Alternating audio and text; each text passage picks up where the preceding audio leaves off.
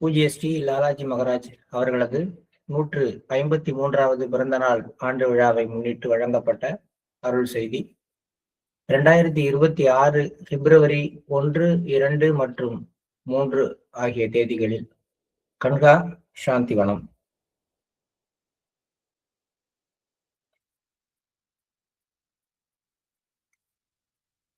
பிளவுற்ற இதயம், divided heart அப்படிங்கிற தலைப்புல நம்முடைய அன்பிற்குரிய தாஜி மாஸ்டர் வழங்கிய அருள் செய்தியை நம்ம தொடர்ந்து படிச்சுட்டு வரோம்.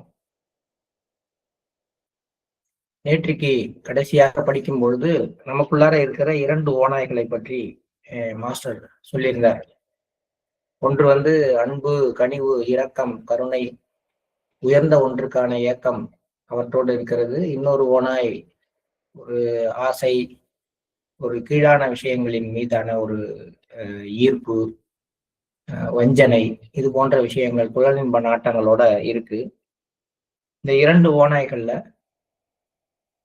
எந்த ஓநாய்க்கு நாம் தீனி போடுகிறோமோ, எந்த ஓநாயை நாம் அதிகம் போஷாக்கோடு வளர்க்கிறோமோ அந்த ஓநாய் தான் வெற்றி பெறுகிறது பல நேரங்கள்ல. அல்லது எந்த ஓநாய் வெற்றி பெறுவதற்கான சூழ்நிலைகள், சந்தர்ப்பங்கள் சாதகமாக அமைகிறதோ அந்த ஓநாய் வெற்றி பெறுகிறது. இதைதான் நம்ம நேற்றுக்கு இந்த படத்தின் மூலமாக பார்த்துட்டு இருந்தோம். கடைசியா பார்க்கும் பொழுது இந்த கீழ்நிலை இயல்புக்கான அந்த ஓநாய், அதுக்கான உணவை அளிப்பவை புலனின்ப நாட்டங்கள், கற்பனை, எதிர்பார்த்தல்.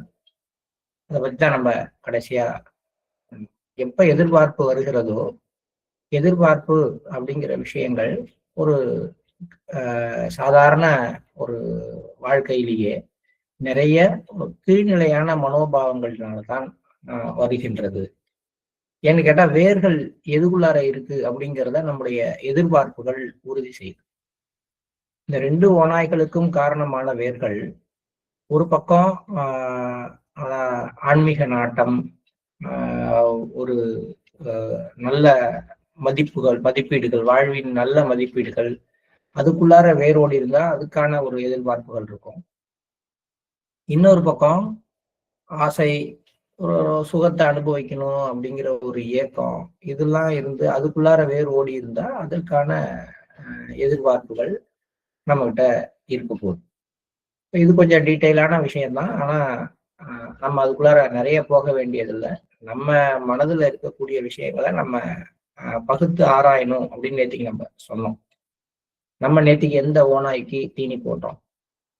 நம்முடைய உள்ளுக்குள்ளார இருக்கிற உயர்நிலை இயல்புகளை வெளிப்படுத்துகின்ற அந்த ஒளிமிக்க அந்த ஓநாய்க்கு தீனி போட்டிருந்தோம் அப்படின்னா நேற்றுக்கு தியானம் பண்ணியிருப்போம், சுத்திகரிப்பு பண்ணியிருப்போம், நிலையான நினைவுல இருக்க முயற்சி பண்ணியிருப்போம், இரவு நேர பிரார்த்தனை செய்திருப்போம். இதன் மூலமாக அந்த ஓநாய்க்கு நம்ம உணவளித்திருப்போம். அப்படி இல்லாமல் வேற சில விஷயங்களுக்காக நம்முடைய நேரத்தை செலவு பண்ணும் பொழுது இந்த கீழ்நிலை இயல்புள்ள ஓநாய்க்கு உணவளித்திருப்போம். அதை நம்ம நேற்றுக்கு கவனிக்க சொல்லியிருந்தோம். இன்னைக்கு நம்ம தொடர்றோம். போதனை எளிமையானது, ஆனால் அதை செயல்படுத்துவது எளிதல்ல. அதை புரிஞ்சுக்கிறதுக்காகத்தான் நம்ம நேற்றுக்கு முழுக்க அதை பத்தி சிந்திக்க சொன்னோம். தீராத ஆசைகளுடன் போராடும் ஒரு ஆர்வலர் 2 ஓநாய்களின் மீதும் கவனம் செலுத்துகிறார். காலை தியானத்தில் உயர்நிலை இயல்புடைய ஓநாய் தனது பங்கை பெறுகிறது. மேலும் மாலை நேர சுத்திகரிப்பில் அது வலுப்பெறுகிறது. தெளிவும் உறுதிப்பாடும் கொண்ட தருணங்களில் அது மேம்படுகிறது. ஒரு ஆர்வலர், ஒரு ஆஸ்பிரண்ட், ஒரு அபியாசின்னு சொல்றதை விட ஆஸ்பிரண்ட்ங்கிற வார்த்தையை தான் நம்ம அதிகமா யூஸ் பண்றோம். ஒரு ஆர்வலர் ஆன்மீகத்தில் முன்னேற வேண்டும் அப்படிங்கிற உள்ளார்ந்த ஆர்வமுடைய ஒருவர். அதே நேரத்துல அவருக்கு ஆசைகளும் நிறைய இருக்கு. அதே நேரத்துல இந்த ஆசையும் இருக்கு, மற்ற ஆசைகளும் இருக்கிறது, இந்த ஆசையும் இருக்கு. இந்த ஆசைக்கு அவர் தீனி போடும் பொழுது அவர் தியானம் பண்றாரு காலையில, அப்ப இந்த ஓநாய்க்கு உணவளிக்கப்படுகிறது. அடுத்து மாலை நேர சுத்திகரிப்பு போடுறாரு, அப்ப அதுக்கான பிரெட், அதுக்கான அந்த பார்ட்டு, அதுக்கான பங்கு அதுக்கு கொடுக்கப்படுகிறது. அதன் பிறகு எப்பெல்லாம் அவர் தெளிவாகவும் உறுதிப்பாட்டோடையும் நான் நல்ல வழியில நடப்பேன், நேர்மையான விதத்துல எல்லா விதத்தையும் அணுகுவேன் அப்படின்லாம் முயற்சி பண்ணும் பொழுதெல்லாம் இந்த ஓநாய்க்கான அந்த சூழ்நிலை சாத்தியக்கூறு மேம்படுகிறது. இப்ப அப்படியே ஆப்போசிட் வரும். தூண்டுதல் ஏற்படுகின்ற தருணங்கள்.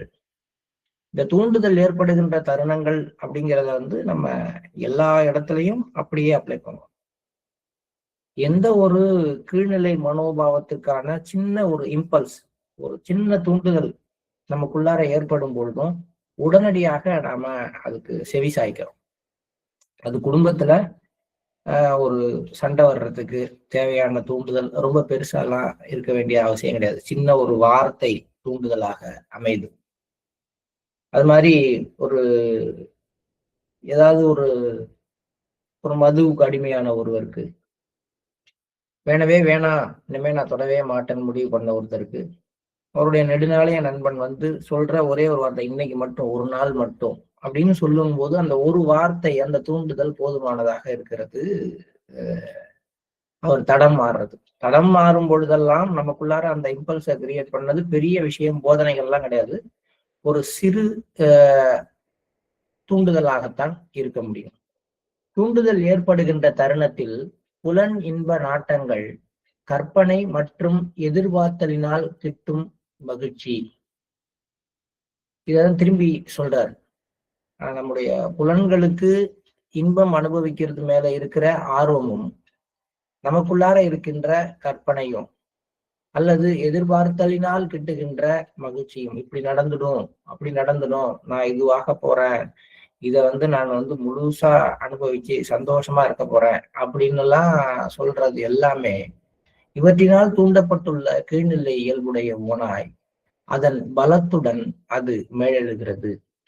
இரண்டிற்கும் இடையே போராட்டம் நிகழ்கின்ற அந்த தருணத்தில் எந்த ஓனாய் வலிமை மிக்கதாக இருக்கிறதோ அதுவே வெற்றி பெறுகிறது. ஆர்வலருக்கு கீழ்நிலை இயல்புகள் இருப்பது பிரச்சனை அல்ல. ஏன்னா எல்லாருக்குமே இரண்டும் தான் இருக்க முடியும். எல்லாரும் ஒரே விதமான மேல்நிலை இயல்புகளோட இருக்கிறது கிடையாது. எல்லோருக்குமே மேல்நிலை இயல்புகள், மேலான சுயத்தினுடைய தன்மைகள், கீழ்நிலை இயல்புகள் ரெண்டுமே இருக்கு. அது இருக்குதுங்கிறது பிரச்சனை இல்லை, அது அனைவருக்கும் இருக்கிறது.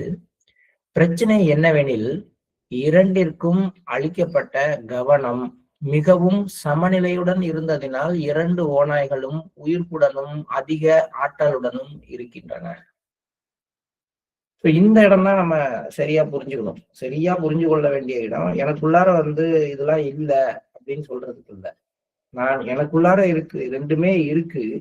ஆனா எதற்கு நான் கவனம் செலுத்துகிறேன் அப்படின்னா, ரெண்டுக்குமே கவனம் செலுத்துறேன். இந்த விஷயமும் எனக்கு தேவை, அந்த விஷயமும் தேவை அப்படின்னு நினைக்கிறேன். இதையும் வச்சுக்க, கூழுக்கும் ஆசை மீசைக்கும் ஆசைன்னு தமிழ்ல ஒரு பழமொழி சொல்லுவோம் எப்பயும். அது மாதிரி இரண்டும் வேண்டும். இந்த பக்கம் சீரியலையும் பார்த்துக்கணும், இந்த பக்கம் மதுவின் போதையையும் உணர்ந்து கொள்ள வேண்டும், இந்த பக்கம் புலனின்ப சார்ந்த எல்லா விஷயங்களையும் அனுபவித்துக் கொள்ளவும் வேண்டும், இந்த பக்கம் ஆன்மீகமும் வேண்டும் அப்படின்னு இரண்டு ஓநாய்களையும் உயிர்ப்போடும் ஆற்றலோடும் வைத்திருப்பதுதான் பிரச்சனையே தவிர, ஒரு ஓநாய்க்கு நிறைய தீனி போட ஆரம்பிச்சா இன்னொன்று தானாகவே அது அதனுடைய பலத்தை இழந்துவிடும். பாபுஜி ரொம்ப அழகா சொல்லுவார். அவர் ஓனாய் அனாலஜிக்கு போகாம வேற மாதிரி சொல்லுவார். அதாவது ஒரு அபியாசி அவர்கிட்ட இருக்கிற குறைகளை எல்லாம் கண்டுபிடிச்சு ஒண்ணு ஒண்ணா நீக்கலாம். அது எவ்வளவு குறைகள் இருக்கு, எப்படி நீக்கிறது அப்படின்னு பார்த்துக்கிட்டே இருந்தா அப்புறம் குறைகள் மேல கவனம் செலுத்த செலுத்த அதை பத்திய சிந்தனை தானே நமக்கு வரப்போகுது. இன்னொரு அற்புதமான வழி இருக்கு. உயர்வான ஒன்று, சத்திய நிலை, மாஸ்டர், அது ஒன்றின் மீது மட்டும் தீவிர கவனம் செலுத்துறது, அதுக்கு மட்டும் தீனி போடுறது. அப்ப ஒரு நீர் பாய்ச்சப்படாத மரத்தினுடைய இலைகள் ஒவ்வொன்றாக தானாக உதிர்ந்து விடுவது போல அந்த கீழ்நிலை சுயத்தின் இயல்புகள் எல்லாம் தானாவே உதிர்ந்து போயிடும். நீங்க ஒண்ணா நீக்க வேண்டிய அவசியம் இருக்காது அப்படின்னு பாபுஜி சொல்லுவார். மாஸ்டர் அதை இந்த இரண்டு ஓநாய்கள் அப்படிங்கிற விஷயத்தை ரொம்ப அழகாவே சொல்லியிருக்காரு. நாம் இரண்டு ஓநாய்கள் மீதும் கவனம் செலுத்துகிறோம், இரண்டுக்கும் தீனி போடுறோம், அது ரெண்டும் பேலன்ஸா இருக்கு, வாழ்க்கையில சமநிலையை வைத்துக்கணும் அப்படின்னு நம்ம நினைக்கிறதே இந்த விஷயத்துல நினைக்கிறோம். அதாவது ஆன்மீகத்தையும் லௌகீகத்தையும் சமநிலைப்படுத்தணும். 1 மணி நேரம் தியானம் பண்ணா 1 மணி நேரம் டிவி பார்க்கணும், அப்படி சமநிலைப்படுத்துறதா சமநிலை?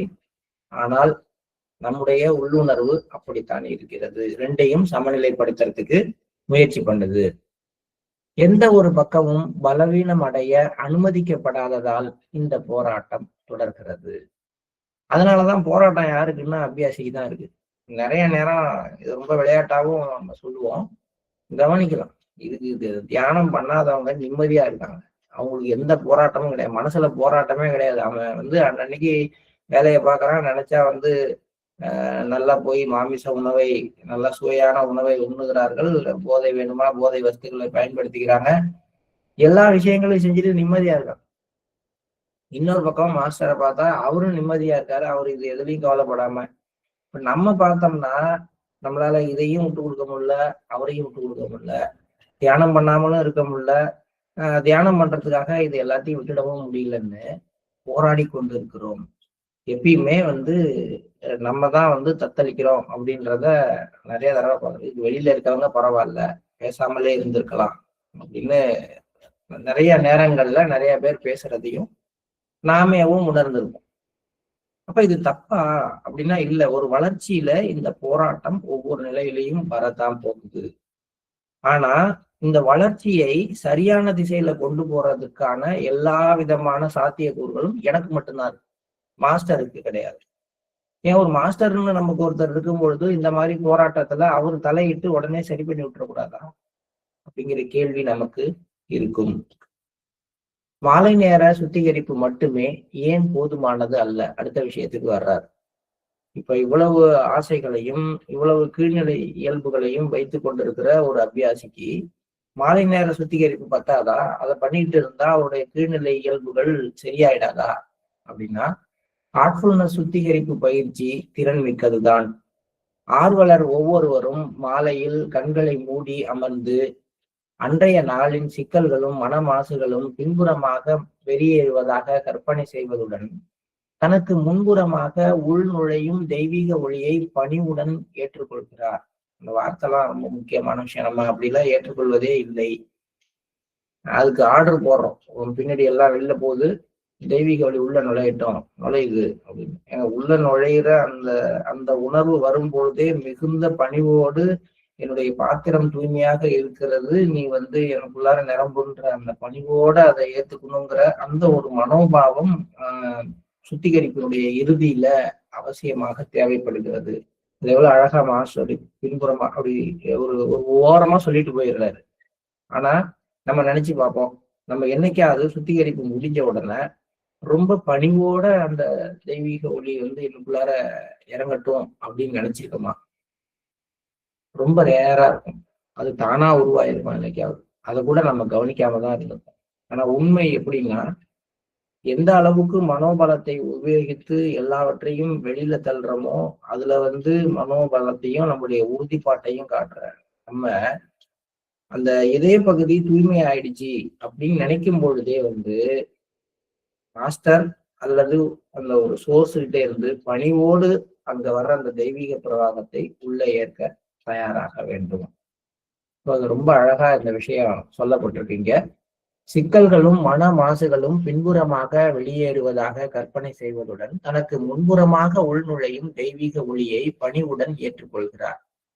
பதிவுகள் நீங்கி உடலும் மனமும் லகுவாகின்றன. விடுபட்ட நிலையை அணுக தொடங்குகிறார். இது நடக்க ஆரம்பிக்குது. பதிவுகள்லாம் நீங்கிடுச்சு, மனசு லேசாயிடுச்சு. அந்த பதிவுகள் அவரை ஆட்டி படைக்கிற அந்த விஷயத்திலிருந்து அவர் விடுபட்டுறார். மாலை நேர சுத்திகரிப்புல இது நடந்துகிட்டு. ஒரு கோபப்பட்டிருக்காரு, ஒரு சலனப்பட்ட நிலைமை இருக்குது. பாபுஜி இந்த ஜமீலா அப்படிங்கிற ஒரு நடனக்காரியை வச்சு ஒரு பார்த்து சொல்லியிருப்பாரு. ஜமீலாவோட நடனத்தை பார்த்துட்டு வந்திருப்பீங்க, உங்க குழந்தைங்களோட ஒரு ரொம்ப ஒரு சந்தோஷமா விளையாடி இருப்பீங்க. இதெல்லாம் அவங்களுக்குள்ளார ஒரு விஷயத்தை ஏற்படுத்தியிருக்கும், ஒரு அது மேல ஒரு ஈடுபாட்டை தூண்டுதலை. அந்த பக்கம் டெக்லைன் ஆயிருக்கும், சாஞ்சிருக்கும். சுத்திகரிப்பு பண்ணும் பொழுது அந்த பதிவுகள் எல்லாம் நீக்கப்பட்ட பிறகு மெல்ல மெல்ல அவற்றின் தாக்கங்களில் இருந்து ஒரு அபியாசி விடுபட்டு விடுகிறார், விடுபட தொடங்குகிறார். கரெக்டு தான். விடுபட்ட நிலையை அவர் அணுகத் தொடங்கினாலும் பல ஆண்டுகளாக இடைவிடாது சுத்திகரிப்பு செய்த போதும் குறிப்பிட்ட மனப்பாங்குகள் விட்டு செல்லாமல் தங்களிடம் பிடிவாதமாக நிலைத்திருப்பதாக சில ஆர்வலர்கள் கூறுகின்றனர். அவர்களது ஆசைகள் சில நேரங்களில் முன்பைவிட தீவிரமாக மீண்டும் எழுவதால் அந்த மனப்போக்கு இன்னும் தொடர்கிறது. இது ஏன்? இவ்வளவு கம்ப்ளீட்டா கிளீன் பண்ணப்பட்ட போதும் கூட சில மனப்போக்குகள் அடி ஆழத்துல அப்படியே இருக்கு. மேல தொடச்சி எடுத்துடுறோம்.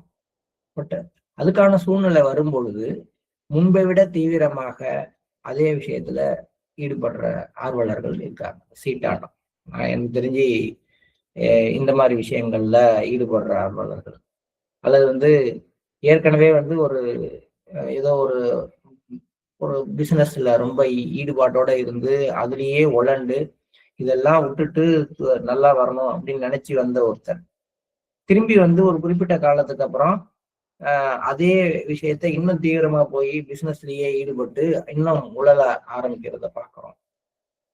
ரிசப்டரான பிறகும் கூட பல இந்த மாதிரியான பழக்கங்களை விட முடியாம அதுக்கு தீவிரமாக அடிமையானவர்களும் சிலர் இருக்கிறத நம்ம அந்த மிஷனோட ஹிஸ்டரியில பல பேருடைய வரலாறை படிக்கும்போது இதையும் நம்ம படிச்சுட்டு தான் வரோம். இதெல்லாம் ரொம்ப ரேர்னு வச்சுக்கோமே. அந்த ரொம்ப ரேரான சில பேருக்கு ஏன் இந்த மனப்பாங்குகள் போகல? அப்ப அவங்க மட்டும்தானா? நமக்கெல்லாம் இந்த மனப்பாங்குகள் போயிடுச்சானா? இல்லை. அவங்க ரொம்ப அதிகமான விஷயங்கள், அதாவது மாஸ்டர் சொல்லக்கூடிய 0 டாலரன்ஸ் சொல்லக்கூடிய விஷயங்கள்ல இந்த மனப்பாங்குகள் இருக்கக்கூடியவர்கள் தான் நம்ம பேசுறோம். ஆனா நம்ம ஒவ்வொருத்தருக்குள்ளாரையும் பல மனப்பாங்குகள், டெண்டன்சிஸ் இது மாதிரி இருக்கதான் செய்கிறது. அது தீவிரமாக மீண்டும் மீண்டும் எழுகிறது. என்னதான் சுத்திகரிப்பு பண்ணாலும், என்னதான் சத்சங்க அட்டன் பண்ணாலும், என்னதான் பண்டாரா அட்டன் பண்ணிட்டு வந்தாலும், அதுக்கப்புறம் திரும்பி அதே மனப்பாங்கு. சில பேருக்கு எரிச்சல் கொண்ட மனோபாவம், சில பேருக்கு வெறுப்பு கொண்ட மனோபாவம், சில பேருக்கு வஞ்சகமான மனோபாவம், இதெல்லாம் இருக்குதுன்னா இதையெல்லாம் மாஸ்டரால ஒண்ணும் பண்ண முடியாது. இவையெல்லாம் சூழ்நிலை வரும்பொழுது தன்னை அப்படியே தோல் உரித்து கொண்டு வெளியில காட்டத் தொடங்குகிறது.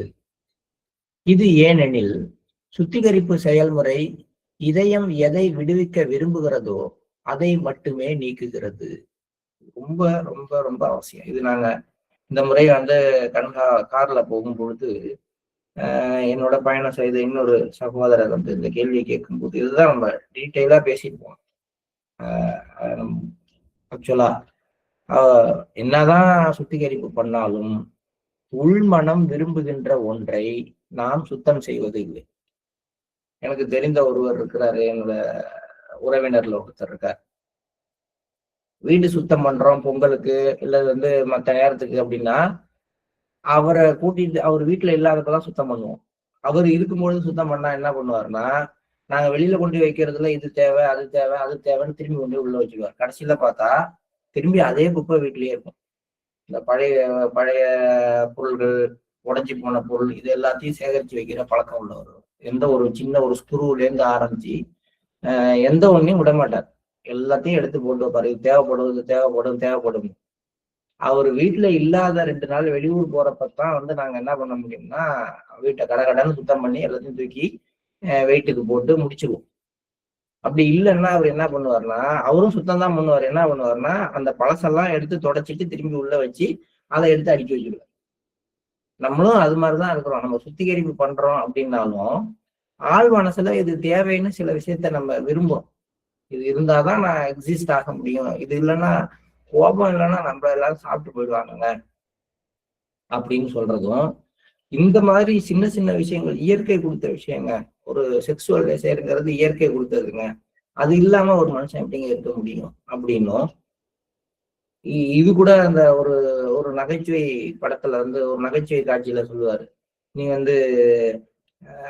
சூதாடுவியா, மது அருந்துவியா, பெண்கள் பழக்கம் உண்டா, அது எல்லாத்துக்கும் அவர் இல்லைன்னு சொல்லிட்டு வர்றப்ப இதெல்லாம் இல்லைன்னா நீ 100 வருஷம் இருந்து என்ன பண்ண போற அப்படின்னு கேட்பார். அந்த மாதிரி ஒரு மனநிலை தான் நம்மகிட்டயும் இருக்கு. இதெல்லாம் தேவை அப்படின்னு. அப்ப அந்த எதை நான் விரும்புறேனோ அதை எப்படி நானே வெளில போடுவேன். இது குழந்தைகளையும் பார்க்கலாம். நீங்க வீட்டுல இதெல்லாம் எடுத்து வைப்பா அப்படின்னா இந்த உடைச்சு போன பொம்மை, பழசு அதெல்லாம் திருப்பி எடுத்து கொண்டு போய் அது உள்ள வச்சிடும். விடாது. நம்ம மனதும் அது மாதிரிதான். நான் மாலை நேர சுத்திகரிப்பு செய்தால் கூட, பதிவுகள் நீக்கப்பட்டால் கூட, என் மனம் உள் மனசு எதை அதிகம் விரும்புகிறதோ அதை ரகசியமாக அது வச்சுக்க விரும்புது. அதை வெளியில தள்ள விரும்புறது இல்ல.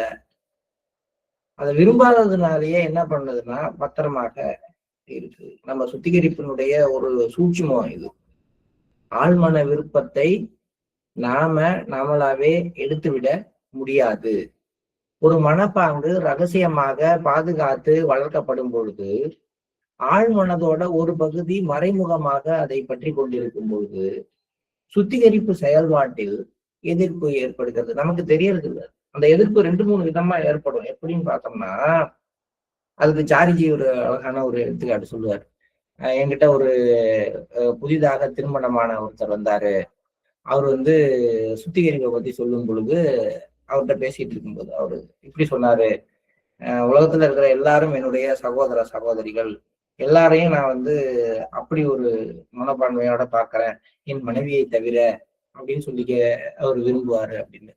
அது ஒரு விளையாட்டா ஜோக்கா அவரு சொன்னது. அந்த நேரத்துல சிரிக்கிற மாதிரி இருந்தாலும் இப்படிதான் நம்ம ஒண்ணு எக்ஸப்ஷன் வச்சு ஒண்ணு உள்ள வச்சுக்குவோம். அதை தவிர இந்த இடத்துல தவிர மற்ற எல்லா இடங்கள்லயும் நான் நல்லவனாக இருப்பேன். இந்த இடத்த தவிர மற்ற எல்லா இடங்கள்லயும் நான் மிக சரியாக நடந்து கொள்வேன், நேர்மையாக நடந்து கொள்வேன்.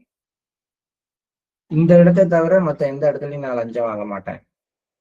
அப்படியாக நம்ம மறைமுகமாக ஒரு விஷயத்தை பற்றி கொண்டிருக்கும் பொழுது சுத்திகரிப்பு செயல்பாட்டில் எதிர்ப்பு ஏற்படுகிறது. சரி, இதையும் தாண்டி ஒருத்தர் பர்ஃபெக்டா சுத்திகரிப்பு பண்றேன் அப்படின்னு இறங்கினார்னா அவருடைய ஆள் மனசு இன்னொரு பக்கம் போய் சுத்திகரிப்பு பண்றதுலயே விருப்பம் இல்லாத ஒரு நிலையை உருவாக்கி 2-3 நாளைக்கு நிறுத்திடுவார்.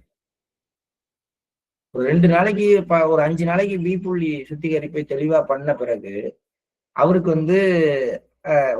உலகாயுத விஷயங்கள் மேல இருக்கிற நாட்டங்கள் கொஞ்சம் அப்படி விடுபட்ட மாதிரி தோணும் பொழுது அதுக்கப்புறம் ஒரு 4-5 நாளைக்கு அவர் சுத்திகரிப்பு பண்றத அவராவே நிறுத்துறதுக்கான விருப்பமும் அவருக்குள்ளார வந்துடும். இதுதான் நமக்குள்ளார ஏற்படுத்துற எதிர்ப்பு. ஏன் நம்ம பிராக்டிஸ்ல சுத்திகரிப்புங்கிற பகுதி அப்பப்ப கட்டாயிடுது அப்படின்னா, அது நம்ம உள்மன விருப்பங்களின் மீது கை வைக்க விரும்புறதில்லை.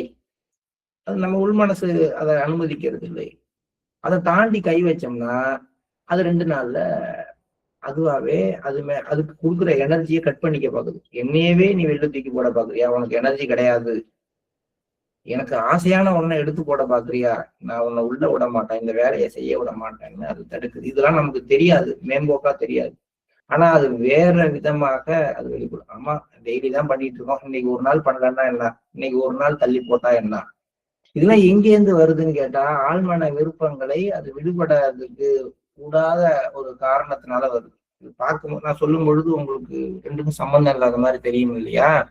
ஆனா உண்மையிலேயே நீங்க உங்களுடைய பிராக்டிஸ்ல எப்பெல்லாம் தொய்வு ஏற்படுது, எப்ப அந்த டீரெயில் ஆகுறீங்க, அந்த காலகட்டங்கள்ல என்ன மாதிரியான உணர்வுகள்லாம் இருக்குன்னு உங்க டைரியில எழுதியிருந்தீங்கன்னா எடுத்து பாருங்க.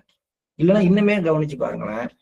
ஒரு குறிப்பிட்ட மனோபாவத்து மேல மாஸ்டர் கை வைக்கிறாரு, ஒரு சில விஷயங்களை எடுக்க விரும்புறாரு, அந்த பயிற்சி தீவிரமடைகிற சுச்சுவேஷன் வரும்பொழுது நாம பயிற்சியை நிறுத்திடுவோம். காரணம் நம் ஆழ்மன விருப்பங்கள். நாம் எதை ரகசியமாக பாதுகாத்து வளர்க்கிறோமோ அது மேல கை வைக்கிறது கிடையாது. சுத்திகரிப்பு செயல்பாடுல இந்த மாதிரி எதிர்ப்பு ஏற்படும் போது அந்த செயல்முறை அதன் மட்டத்தில் தொடர்ந்து செயல்பட்டாலும் மனப்பாங்கின் ஆழமான வேரானது தன்னுடைய அடையாளம் என்னும் கவசத்தினால் பாதுகாக்கப்படுகின்றது. அதுக்குதான் செல்ஃப் ஐடென்டிட்டி அப்படின்னு சொல்றோம். இந்த மனப்பாங்கம்லாம் என்னோடதுங்க. நான் கடுமையான கோவக்காரன். நானே எனக்கு ஒரு அடையாளம் போட்டிருக்கேன், ஒரு கவசம் போட்டிருக்கேன். என்ன சுத்திகரிப்பு பண்ணாலும் நான் இந்த கடுமையான கோவக்காரன் அப்படிங்கிற எண்ணம் எனக்குள்ளார ஆழமாக எனக்கு ஒரு பிம்பத்தை உருவாக்கி வச்சிருக்கு இல்லையா? அது சுத்திகரிப்பு பண்ணாது. அப்ப நான் ஆழமான கடுமையான கோவக்காரங்கிறத தூண்டுதல் ஏற்படும் போது வெளிப்படுத்த முயற்சி பண்ணுவேன். நான் ரொம்ப நேர்மையானவன் ஒரு பிம்பத்தை உருவாக்கி அந்த விஷயத்த ஆழமா இங்க வச்சிருக்கேன். நேர்மையானவன் பிம்பமே தேவை கிடையாது. எது சரியோ அதை செய்யறோம், அவ்வளவுதான். அதோட விட்டுடலாம். ஒருவேளை அது போல ஒரு விஷயத்தை ஏற்படுத்தி தன் அடையாளம் என்னும் கவசத்தினால் தன்னுடைய சுய விருப்பம் பாதுகாக்கப்பட்டால், ஏங்க நேர்மையாளன் அப்படின்ற ஒரு பிம்பம் தப்பாங்க அப்படின்னா அது கிடையாது. அந்த சுய விருப்பம் என்ன தெரியுமா? தன்னை மற்றவர்களிலிருந்து வித்தியாசப்படுத்தி உயர்வானவனாக முன்னிலைப்படுத்திக்கணுங்கிறது தான் அங்க சுய விருப்பம். அந்த சுய விருப்பம் தான் தன்னை நேர்மையாளனாக காட்டிக்கொள்ள முயற்சி பண்ணுது. நான் நேர்மையாளனாக காட்டிக்கொள்ள வேண்டிய அவசியம் எங்கேருந்து வந்துச்சு? அப்ப இங்க பாருங்களேன், உள்ளுக்குள்ளார இருக்கிற ஆழ்மன விருப்பம் என்னன்னா, தான் மற்றவர்களிலிருந்து வேறுபட்டு உயர்வானவன் அப்படிங்கிறத காட்டிக்கொள்ற அந்த விஷயம்தான் இங்க ஆழ்மன விருப்பம். இதை கிளீனிங் என்ன பண்ண முடியும்? பண்ணாது. ஏன் பண்ணாதுன்னா, நான் அப்படி நினைத்து கொண்டு கிளீனிங்கே அப்படித்தானே பண்றேன். நான் மற்றவர்களிட சிறப்பாக தெளிவாக சுத்திகரிப்பு செய்வோங்கிற எண்ணத்தோட பண்றேன் பாத்தீங்களா? அப்போ ஒரு ஆழ்மன விருப்பம் எங்க போய் என் பயிற்சிக்கு கீழே போய் நின்றுகிட்டு அதை தூக்கி பிடிச்சிக்கிட்டு இருக்கு. சாதாரணமா பார்த்தோம்னா இப்படி ஆழ்ந்து போனோம்னா நம்ம பயிற்சியினுடைய தன்மை என்னங்கிறது நமக்கே தெளிவாக புரியும். மாஸ்டர் ஒரு வார்த்தையில சொல்லிட்டு போறார், ஆழமான வேறு. அந்த மனப்பாங்கின் ஆழமான வேர் தன் அடையாளம் எனும் கவசத்தினால் பாதுகாக்கப்படுகிறது. வார்த்தையை சொல்லிட்டார். ஆனா யோசனை பண்ணுனா இது ரொம்ப ரொம்ப டீப்பான ஒரு விஷயம். ஏற்கனவே சொன்ன மாதிரி இந்த முழு பகுதியையும் படிக்கிறதுக்கு இன்னும் சில நாட்கள் நமக்கு தேவைப்படலாம். இந்த வார்த்தைகளை இங்கிலீஷ்லயும் படிச்சா நல்லா இருக்குங்கிறதுனாலதான் பக்கத்துல நான் போட்டிருக்கேன். Yet some seekers report that despite years of diligent cleaning, certain tendencies remain stubbornly lodged. Certain tendencies remain stubbornly lodged. ஸ்டபனா இருக்குங்கிறார் சில டெண்டன்சி மட்டும். ஏன்? Their desires return sometimes with greater force than before, and so the pattern persists. திரும்பி அந்த பேட்டர்ன்கிற வார்த்தைக்கு வர்றார். நாம் மொழி படிக்கும் பொழுது பேட்டர்ன்கிற ஒரு வார்த்தை, ஸ்ட்ரக்சர்ங்கிற ஒரு வார்த்தை. பேட்டர்ன்ங்கிறது நம்ம திரும்பி திரும்பி இயங்குற விதம், ஸ்ட்ரக்சருங்கிறது நம்முடைய டிவைடட் ஹார்ட். இங்க அந்த பேட்டர்ன் திரும்பி ஒரே மாதிரியாக முன்னாடியை விட வேகமாக அதே பேட்டர்ன்ல நம்ம செயல்பட ஆரம்பிக்கிறோம். This is because cleaning removes what the heart is willing to release. அதனாலதான் கிளீனிங்ல வில் பவர் வேணும் அப்படின்னு சொல்றோம். வில்லுன்னா என்ன? விருப்பம். எதை எடுத்து போகணும்னு விரும்புறோமோ அந்த விஷயத்தை மட்டும்தான் அதால செய்ய முடியும். இது உள்ளாரையே வைத்துக் கொள்ளணும்னு விரும்பும் பொழுது என்னுடைய வெளியில எடுத்து போகணுங்கிற விருப்ப சக்தி அங்க செயல்பட முடியாது இல்லையா? அதனாலதான் கிளீனிங் பண்றதுக்கு வில் பவர் வேணும். கிளீனிங் பண்ணா வில் பவர் இன்க்ரீஸ் ஆகும் அப்படின்னு சொல்றதுக்கு காரணம், எதெல்லாம் ஆழ்மனதுல என்னை பிடிச்சிக்கிட்டு இருக்கோ அதை பிச்சு வெளியில போடுற அளவுக்கு எனக்கு வில் பவர் வேணும். அப்படி இல்லாம அதை வைத்து கொள்ளணும் நான் விரும்பும் பொழுது கிளீனிங் என்ன ஃபெயிலியர் ஆகுது. when a tendency is secretly cherished, அந்த சீக்ரெட்டுங்கிறது அடுத்தவங்களுக்கு தெரியாம இல்ல, எனக்கே தெரியாமலேயே சில டெண்டன்சிஸை நான் அதை என்னுடைய தாத்தா பாட்டி காலத்துல இருந்து நான் பிறந்த வயசுல இருந்து எனக்கு சொல்லி கூட வளர்க்கப்பட்டிருக்கோம். நீ இப்படி இருக்கணும், நீ இப்படிப்பட்டவன், அவனுடைய பிறவி, நம்ம பிறவி இப்படிப்பட்டது, நம்ம ஜாதி இப்படிப்பட்டது, இதெல்லாமே சீக்ரெட் டெண்டன்சி தான். நம்மளை அறியாமலேயே அது மேல நமக்கு ஒரு ஈடுபாடு இருக்கும். when some part of the psyche holds onto it with a hidden affection, அது ரொம்ப மறைவா நமக்கு தெரியாம அதை பற்றி கொண்டிருப்போம். கிளீனிங் மீட்ஸ் ரெசிஸ்டன்ஸ், அங்கதான் நம்முடைய சுத்திகரிப்புக்கான ரெசிஸ்டன்ஸ் கிரியேட் ஆகுது. The technique continues to work at its own level. The deeper root remains protected by the very identity it serves. அந்த வார்த்தை தான் ரொம்ப முக்கியம். அந்த டீப்பர் ரூட், உள்ளுக்குள்ளார எதுக்குள்ளார நமக்கு வேர் ஓடி இருக்கோ அது ரொம்ப பாதுகாப்பாக இருக்கிறது. By the very identity itself, எதனால அது உயிர்ப்போடு இருக்கிறதோ தன் அடையாளம் அப்படிங்கிற அந்த கவசத்தோட அது பாதுகாப்பாக வாழ்கின்றது. அதே பழக்கத்திற்கு மீண்டும் ஆட்பட்ட பிறகு, நான் கிளீனிங் எல்லாம் பண்ணிட்டு திரும்பி மீண்டும் என்னுடைய அதே பழக்கத்துக்கு நான் அடிமையாகும் பொழுது, மீண்டும் டிவி முன்னாடி உட்காரும் பொழுது, மீண்டும் சீட்டாடும் பொழுது, மீண்டும் ஒரு போதை வஸ்துவை பயன்படுத்தும் பொழுது, மீண்டும் பெண் இன்பத்தை நோக்கி என் மனம் ஓடும் பொழுது என்ன நடக்கும்? மாலை நேர சுத்திகரிக்கும் போது என்ன நடக்கும் என எண்ணி பாருங்கள். மனம் வருந்துகிறது. வேணான்னு சொன்ன திரும்பி போய் உட்கார்ந்து, இப்ப பாரு ஒரே மென்டல் டார்ச்சரா இருக்கு பாரு. சீட்டாட்டத்தை விட முடியாத ஒரு நபரை பத்தி நினைச்சு பாருங்க. அவரு கிளீனிங் பண்றாரு, கம்ப்ளீட்டா எனக்கு இந்த எண்ணங்கள்லாம் கிடையாது, இது மேல இருக்கிறது எல்லாம் போயிடுச்சு அப்படின்னு அதுல இருந்து விடுபட தொடங்குறாரு. மீண்டும் மாலை நேரம் வருகிறது, அது இல்லது இரவு நேரம் வருகிறது, நண்பர்கள் கூப்பிடுறாங்க, போறாரு, உட்கார்றாரு, விளையாடுறாரு, பணத்தை இழக்கிறாரு, அல்லது தோல்வி அடைகிறார், பெட்டு கட்டுறாரு, எல்லாம் நடக்குது. எல்லாம் முடிஞ்சு தோத்து அல்லது ஒரு இரவு முழுவதும் கண் விழிச்சு அங்க ஒரு சண்டை வந்து அந்த ஒரு இறுக்கமான மனநிலையோட வந்துட்டு அடுத்த நாள் திரும்பி அவர் கிளீனிங் பண்ணும் பொழுது எனக்கு இதெல்லாம் வேண்டாம்னு சொல்லும் பொழுது எவ்வளவு வருத்தத்தோட நினைப்பாரு. ஆனா திரும்பி என்ன பண்ணுவார், முடிச்சுட்டு அதே வேலையை திரும்பி செய்வார். மனம் வருந்துகிறது, இதயம் குற்ற உணர்வால் வாடுகிறது, மன்னிப்பு கோரி பிரார்த்தனை சமர்ப்பிக்கப்பட்டு வாக்குறுதியும் அளிக்கப்பட்டு விடுகிறது. உடனே போக, மாஸ்டர் நான் இனிமே செய்ய மாட்டேன் மாஸ்டர், இது இனிமே தொடவே மாட்டேன் மாஸ்டர், அந்த பக்கமே போக மாட்டேன் மாஸ்டர் எல்லாம் சொல்லி இரவு நேர பிரார்த்தனையை சப்மிட் பண்றோம். ஆனால் அது உண்மையானா திரும்பி அடுத்த நாள் கூட போகாம இருப்பாரு. 2வது நாள் வெளியூர்ல இருந்து இன்னொரு ஃப்ரெண்டை அனுப்புவாருமா. அது அந்த ஃப்ரெண்டு வந்து நம்மளையும் கூட்டிட்டு போய் நீ சும்மா உட்காந்துரு நான் விளையாடுறேன்னு சொல்லிட்டு அதுக்கப்புறம் ஒரு கை போடுப்பான்னு சொல்லி எனக்கு கொஞ்சம் கைட் பண்ணுப்பான்னு சொல்லி ஆட்டத்துக்குள்ளார இழுத்துட்டு. இது நான் சீட்டு கட்டுங்கிறது ரொம்ப டீசெண்டா சொல்றேன். நீங்க இந்த இடத்துல எதை வேணாலும் தூக்கி வைங்க. ஒரு பெண் விஷயமா இருக்கலாம், ஒரு ஒரு சொத்து விஷயமா இருக்கலாம். அந்த சொத்து பிரச்சனை இதே மாதிரிதான் கொடுக்கும், அதே மாதிரியான விளைவுகளை கொடுக்கும். அந்த பிரச்சனையை போய் வில்லங்கத்துல மாட்ட வேண்டாம்னு நினைப்போம். ஆனா இன்னைக்கு பேசி இதை எப்படியாவது முடிக்கணும்னு ஆசைப்பட்டு உள்ள போய் சண்டை போட்டு வருவோம். காதல் விவகாரங்கள் இதே மாதிரிதான் இருக்கு. இது எல்லாம் ஒரே பேட்டர்ன். அதனாலதான் மாஸ்டர் சொல்லிட்டாரு, இதெல்லாம் பேட்டர்ன் அப்படின்னு சொல்றாரு. இந்த பேட்டர்ன்ல நம்ம சுத்திக்கிட்டே இருக்கோம். ஒவ்வொருத்தருக்கும் ஒரு பேட்டர்ன். ஏன் பேட்டர்ன் என்னன்னு நான் பாக்குறேன், இதுக்கு நான் தீனி போட்டுட்டு இருக்கேன்னு பாக்குறேன்.